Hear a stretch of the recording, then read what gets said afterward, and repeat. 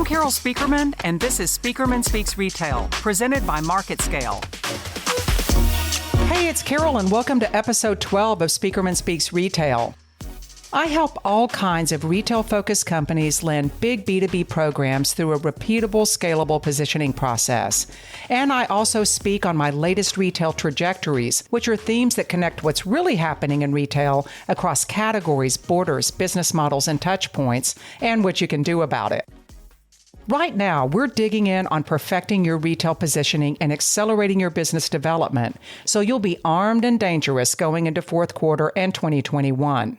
We're on the sixth installment of my series, 8 Mistakes Suppliers Can't Make, doing a deep dive into the problems that come up over and over again in your retail B2B situations. This is true whether you sell products, services, solutions, or if you're selling your capabilities to investors and partners. But I want to start by thanking all of you who have liked and shared the episodes and sent notes to me. In fact, I got some really great feedback from the last episode. Plenty of you were raising your hand and saying, hey, I'm doing that holiday hustle. And I just love to hear that. Go out there and show your stuff. There's never been a better time of year to do it, and particularly at a time when your competitors are starting to rationalize, kicking back, and taking some time off. Today, we're going to take on one of the biggest mistakes that I still see supplier companies make: going retro with your recruiting. Using old school standards to hire old school talent to take on new school retail opportunities. Using old school hiring criteria from a bygone retail era that will never come back into fashion, that's not just uncool, it can be deadly. And this is particularly true when you're talking about your business development and sales effort. So let's talk about some of the seismic retail shifts that call for new thinking on the hiring front. First of all, I know any of you who work closely with retailers are going to back me up on this one. Retail HQ has become a revolving door. Retail decision makers are changing jobs sometimes several times a year. They're just not staying put. There really is no such thing as connections in retail. Or if you or some of your team members had them at one time, you're not going to have them for long. And these days, these transitions aren't just happening at the buyer level and in lower management. The retail C-suite has become a spinning top. So what that means is a lot of companies are finding themselves in a condition that I call getting lost in transition. In other words, they're one buyer change away from losing a big business, or in some cases, losing an entire retail relationship. So that means that if you're hiring people based on their so-called connections or contacts, the clock is ticking. Not to mention the fact that the retail world is getting flatter. Those layered structures of buyers, DMs, and GMs and marketing teams that have always defined retail and that may have gotten your business where it is today, they're just not going to drive your opportunities tomorrow as retailers morph into becoming lean, technology-driven platforms. Now, any of you who have listened to previous episodes or worked with me or read my articles, you know that this idea of platform positioning is fundamental to what I do, and it's actually what I call my workshops, platform positioning workshops.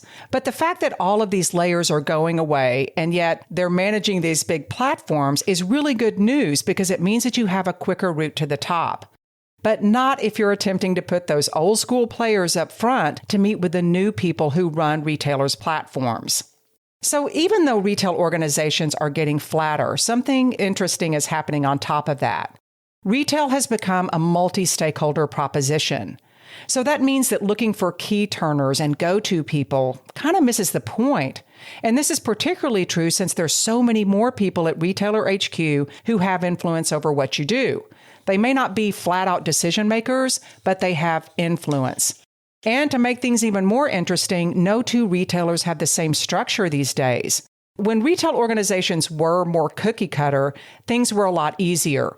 You could develop a proposition, show it to somebody who had a particular title, and then you could just lather, rinse, repeat from retailer to retailer, going to those same counterparts in other retail organizations.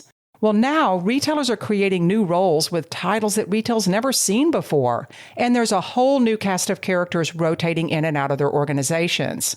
In fact, I've been saying that there's an alien invasion underway in retail as all kinds of new faces and skill sets come on the scene.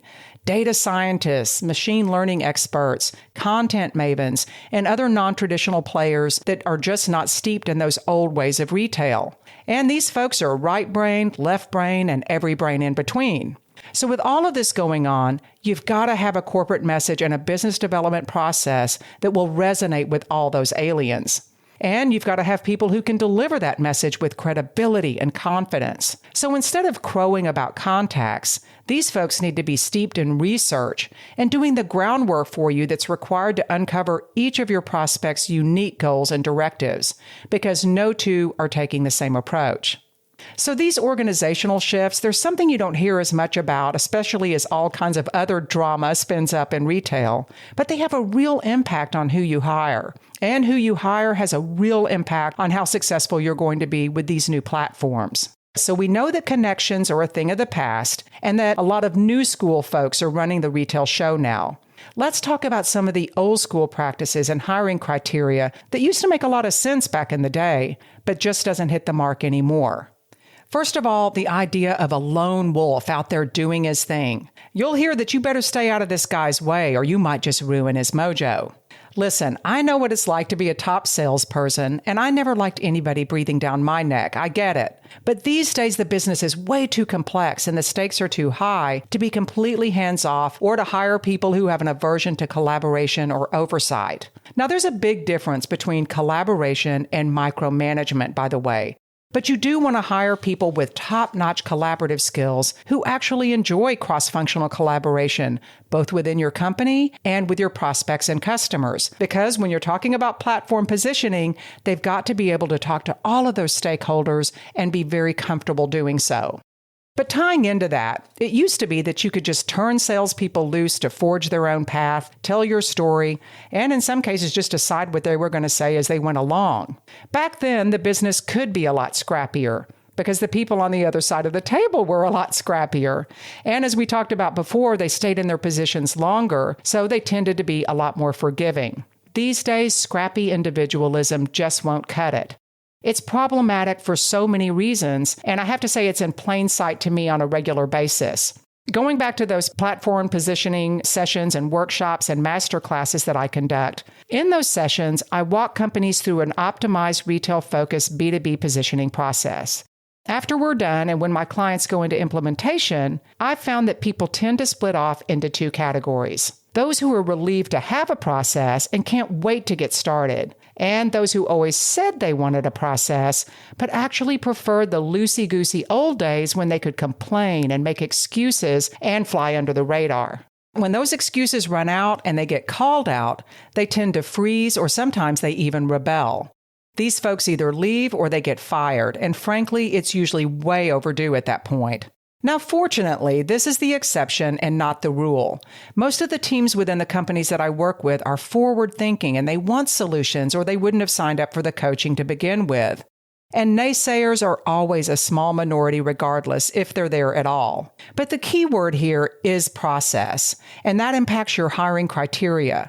You want people who can follow processes and, yes, apply their own touches, but not renegades that you have no idea how they're telling your story, or in some cases, no idea if they're even telling the truth about your opportunities and the challenges that you're facing with particular accounts. I can't tell you how many times when my clients have done audits after some of these folks leave, they're horrified at some of the mistakes and problems that were going on, and they had no idea.